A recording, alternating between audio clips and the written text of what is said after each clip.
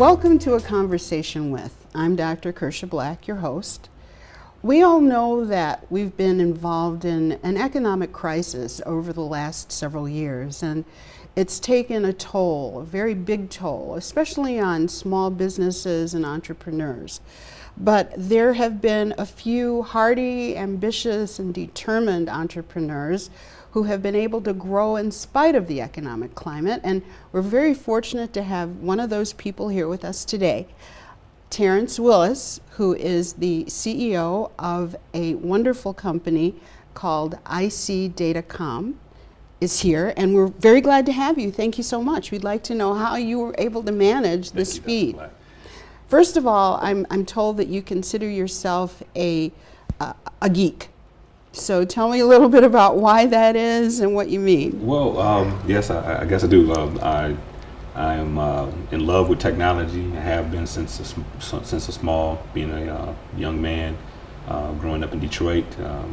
Anything with that plugs into the wall and has a bunch of lights and transistors or circuits in it. I just have a knack for it. So I'm definitely a geek. And then with the advent of the internet and computer technology, it just kind of took it to another level. So yeah, I am a geek. You admit it. Yeah. So how did this translate into the current role that you play as CEO of this very successful business? What was your path, your journey to get there? Well, I guess being a geek, I was attracted to electronics, and it influenced my education and ultimately the jobs that I held. And I guess I'm also guilty of being an entrepreneur, and the two just kind of meshed together.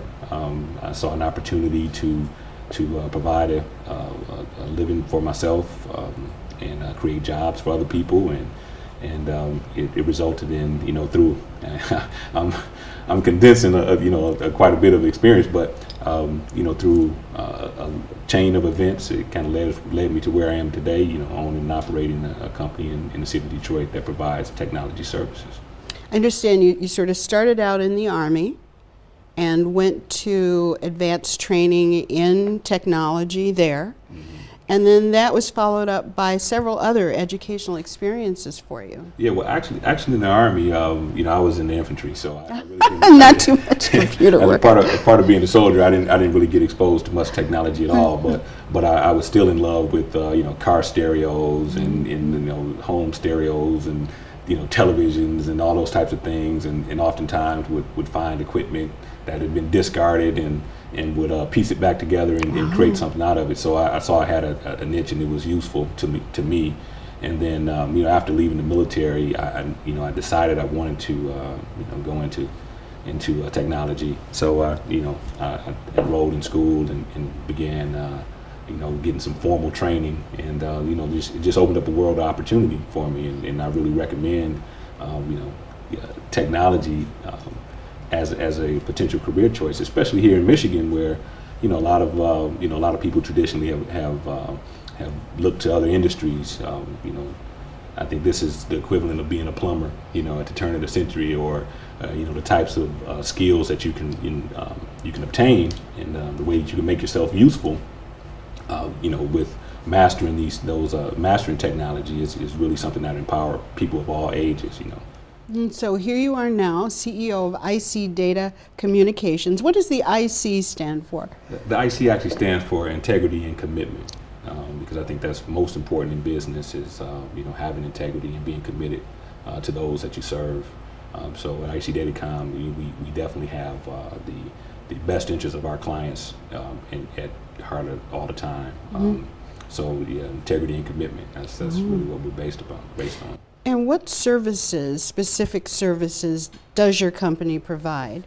We provide, we're a full service IT department for small business. So companies that, find themselves being distracted by technology and getting away from their mission really can rely on a company like IC Datacom to come in and be their IT department. We can enhance their IT department, or we can actually serve as their entire IT department, and those are relationships that work out best. But to break down our actual services, we provide computer networking services, telecommunications, so telephone systems, mobile communications, things like that. We do video security, audio video systems, so LCD screens, and anything that really is technology related in a business environment is a type of services that a company can delegate to us. So a company would hire you to kind of set up its information technology system, to maintain it, to service it, to set up connections, all that sort of stuff. Yes, absolutely. I really like to say the first thing that we do for our clients is listen to them and get an understanding of what they do, what their challenges are, what their objectives are, their business objectives, what they're set out to do, and what's important, and then help recommend and implement and then support technology that supports that end. Not just push technology for technology's sake, but something that's really going to give them a return on their investment. That's so important, because so many, what are we doing today other than information technology or IT? The world, that's what the world is today. Oh yeah, and it's a tool. It's a tool to be used for a specific purpose, but it's not something that we should bend our objectives to just to meet the technology. We should leverage the technology to help us accomplish something that we're set out to do. So that's what we try to provide for our businesses. Let me say at the outset, I went to your website. I love your website. Thank you. Beautifully done. The graphics are great. The sound effects are fabulous. It's very navigable, very easy to use. So congratulations on that. That is the portal to your business, and it's really a good one. You founded this. You've done very well. A lot of people haven't in this environment. What has made you different? Well, I think just making ourselves useful. I think that I'm somewhat optimistic person, and I realize, and I don't want to make light of the challenges that businesses and individuals are having during this time, but I think it's a great time. It's a great time to be in Michigan because there's a lot of work to be done. There's a lot of problems, a lot of things, and those challenges or problems are really opportunities to do things. So that's what we set out and try to solve problems for people. We try to be not a burden on anyone we come in contact with, whether it's our clients or our employees.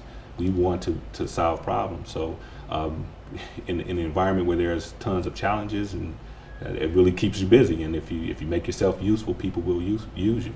Well, you've certainly been recognized in some very high places. Fortune magazine recently profiled you as one of the 12 visionaries of Detroit. And in that article, they talked about how you expressed your hope for a more vibrant economy in Detroit. What do you base this idea of a more vibrant economy on? Why do you feel so optimistic? Well, I think that Detroit and the surrounding region has a bad rap.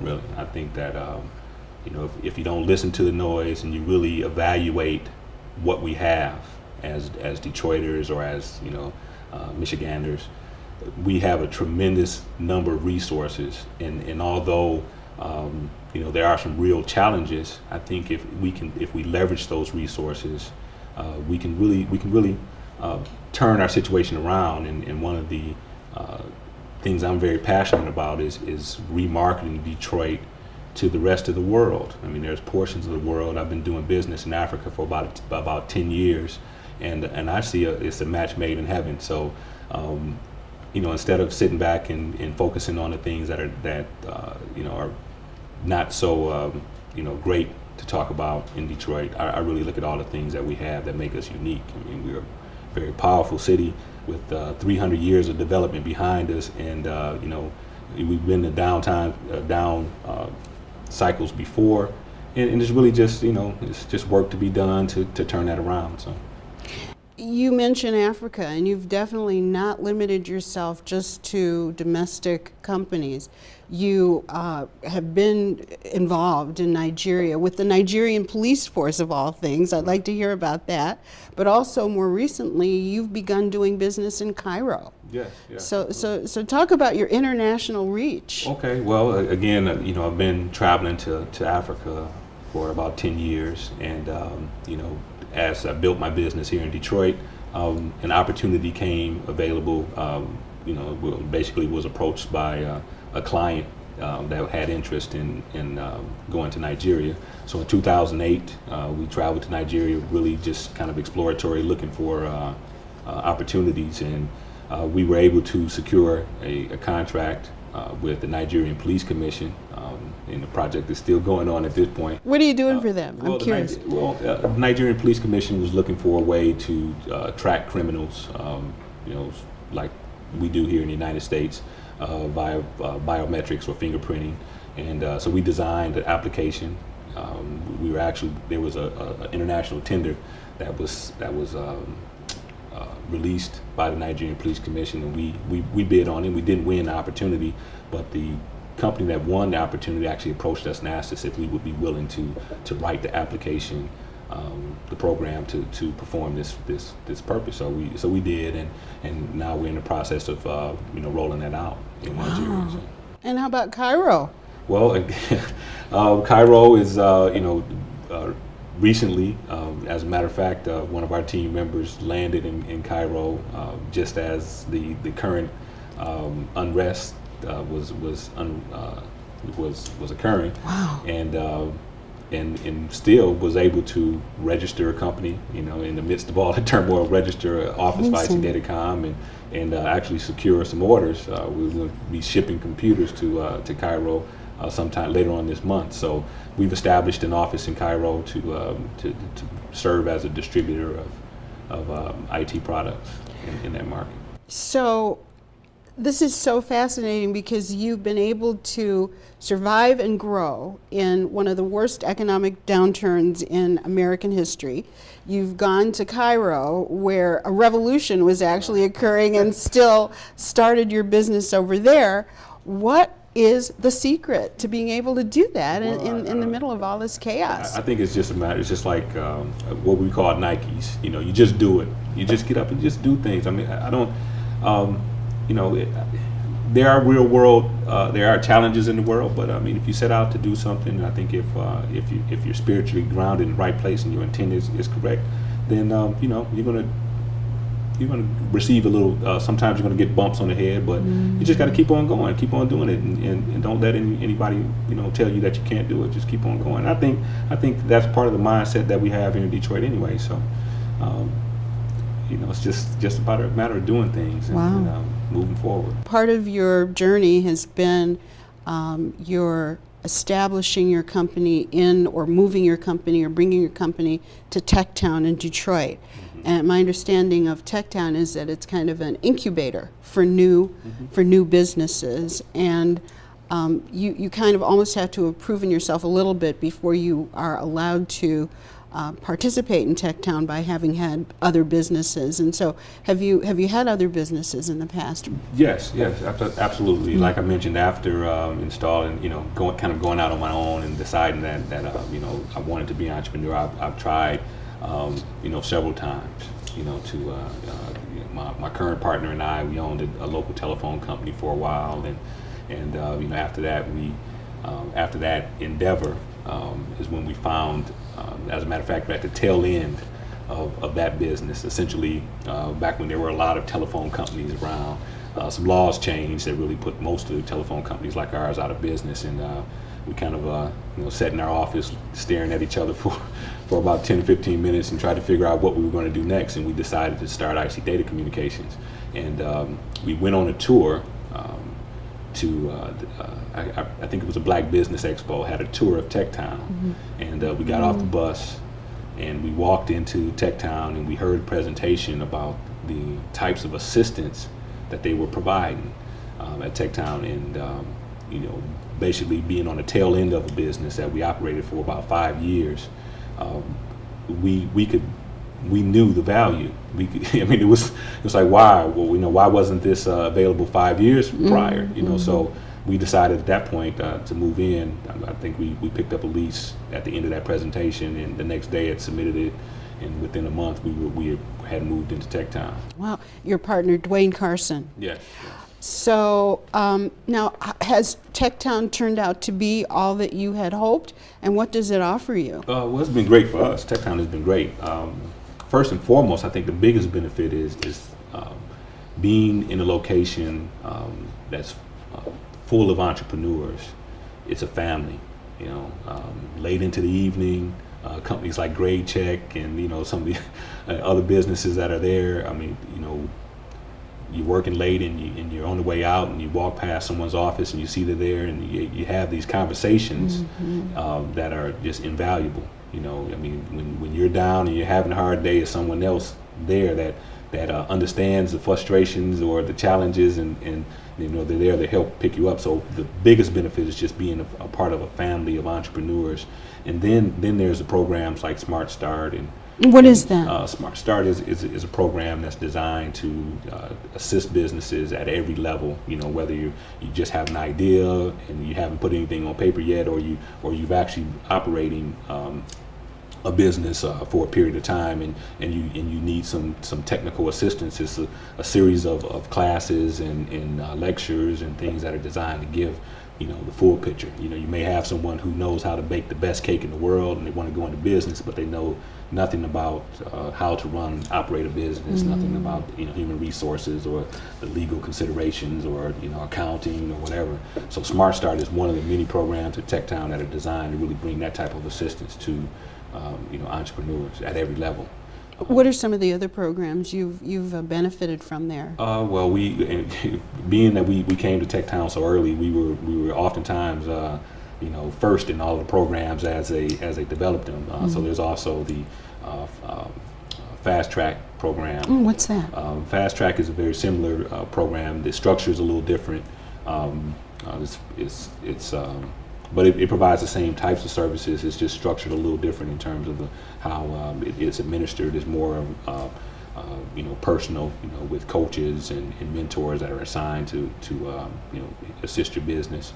And then there are other entities that have moved into Techtown, like the Michigan Small Business Technology. There's Wisdom U. That's a part of Techtown. So these are all programs that are designed to assist entrepreneurs. Even with all of that assistance, one of the big things about small businesses is that you need capital to keep going or to get started. Where have you been able to find capital to start your business and keep it going and growing? Well, it definitely has been a challenge. Because there's always, I feel that for our business, there's always been more opportunity than resources to go after those opportunities. But we have received some financial assistance from the Detroit Microenterprise Loan Fund and also the Invest Detroit's First Step Loan. We were recipients of both of those, so it's been extremely helpful. So these are resources that are available. What did you have to do to actually qualify for that help? Well, you basically have to have a business plan and you're some sort of track record.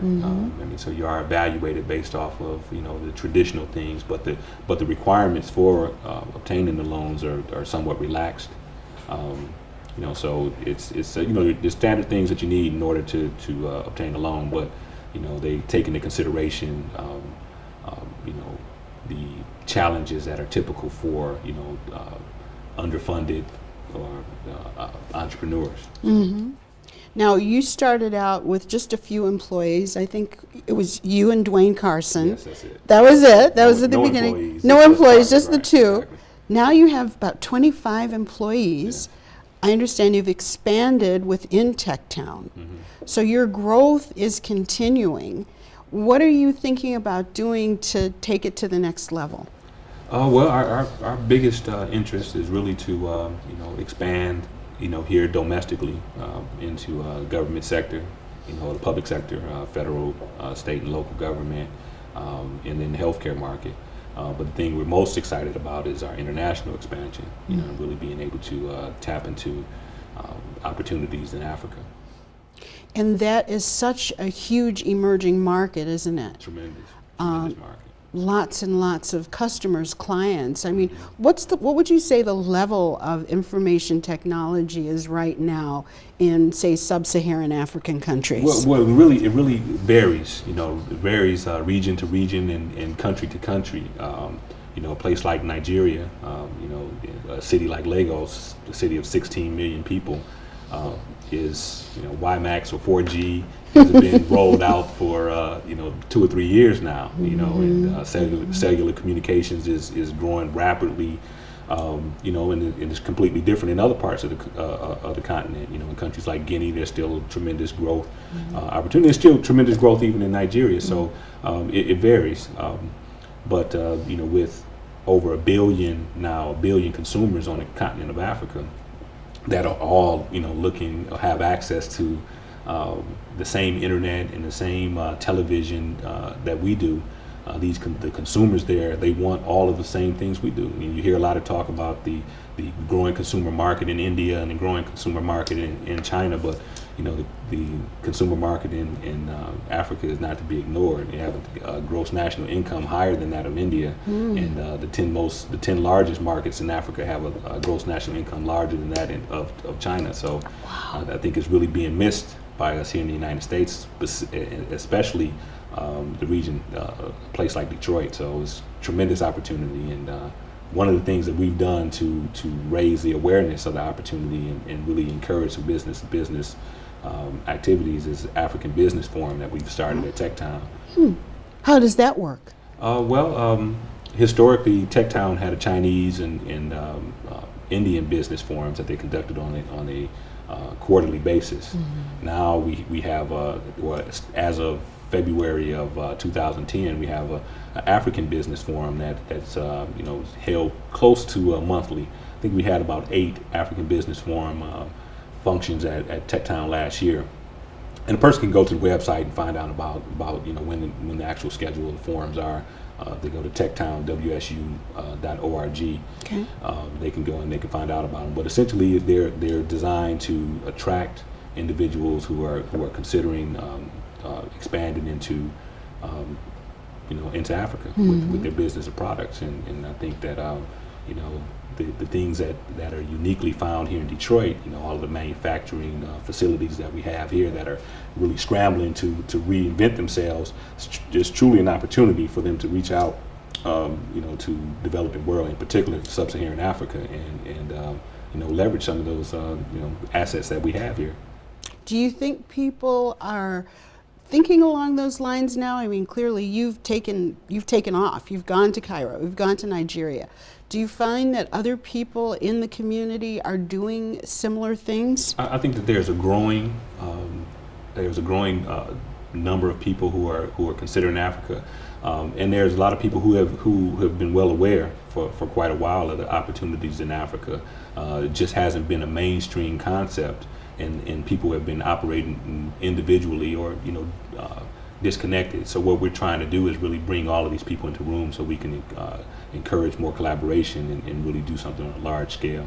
And the scale, I guess, is really important, because I think one of the things you said was that you have resources. There are many opportunities, but there aren't enough resources to chase all the opportunities. So a larger group of people would be able to have more resources so that you could finance your trips to Africa and make those connections. Yeah, I mean, and there is still a lot of resources here. I mean, we have a rich history of entrepreneurs here in Michigan that have really done well. I mean, if you look at the top 100 businesses that Black Enterprise puts out every year, you'll find that Detroit, specifically Detroit and the surrounding suburbs, have more that meet that that are on that list than any other major cities in the United States. Wow. I mean, it'd be 13, 14, sometimes even 15 companies from the Detroit metro area that are part of that list. So you have a lot of people here, because the automotive industry have done very well, and now with the downturn in the automotive industry, they could be encouraged to look into some other opportunities. And then the flip side of that coin is Africa's not what we commonly see on television. Just war-torn countries and refugees. There are people who are vastly wealthy in Africa. Who have been doing business internationally, and they're completely unaware of Detroit and all that Detroit would potentially have to offer for them. I've told people in Nigeria that I'm from Detroit, and they ask me, where is that? Is that in Nigeria?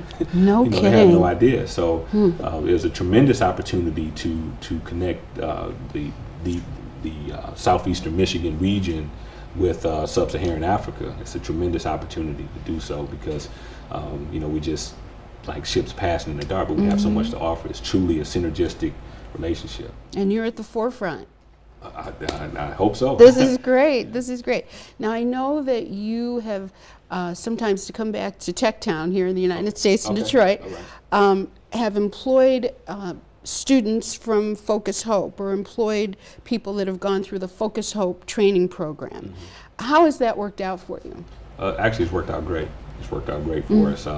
Focus Hope and Four Seas Family Place also has a technology training program, and we've somewhat partnered with those organizations to try our best to encourage the students who have interest in these fields, and then also when the opportunity presents itself to hire candidates from there. So the candidates that have come from Focus Hope as well as 4C Family Place have been extremely valuable to us.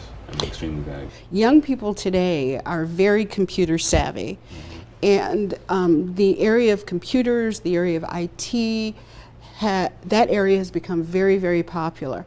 What advice do you give to young people who are interested in going into the field? Well, we do a lot of speaking to children. We have interns from several university prep high school.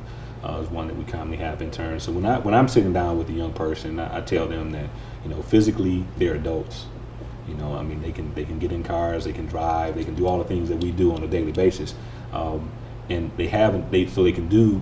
They can be in business for themselves, and the skills that they are using to socialize are skills that could be used to be of benefit to people who would be willing to pay them for those services. Small businesses, that have traditional businesses are scrambling to get on Facebook and to get on Twitter, and so the same energy that teenage lovers or whoever are spending tweeting and Facebooking back and forth all night could really turn into a business, and then there's tons of other opportunities that they can this quick aptitude that young people have towards technology, ways that it can be used to empower them. So. Now, as a Southfield resident, you've been here for the last couple of years. Any initiatives that you'd like to see take place in Southfield for youth to introduce them to the technology field? Well, I do. My children go to Southfield Public Schools. My son is at Southfield High, and they have an OTech program. I think that they're doing quite a bit. I think being able to encourage the children to really value anything that can be done, and I think that starts with the parents. So for if any of the parents that may be listening to this that may not have a firm grasp on technology themselves and are somewhat intimidated, I would encourage them to increase their awareness, so that if nothing else, they can steer their children into these opportunities where they're they're kind of suited. But there are plenty of resources right now that I think for kids. I cannot tell you how much of a pleasure it's been to talk with you. Thank you so much, Thank you, Mr. Willis, for being here with us today. And for those of you who'd like to learn more about Mr. Willis and about IC Datacom, I encourage you to go to his fabulous website at icdatacom.com for more information. I want to thank you for joining us today. Hope you'll be with us next time. I'm Dr. Kersha Black, and this has been A Conversation With.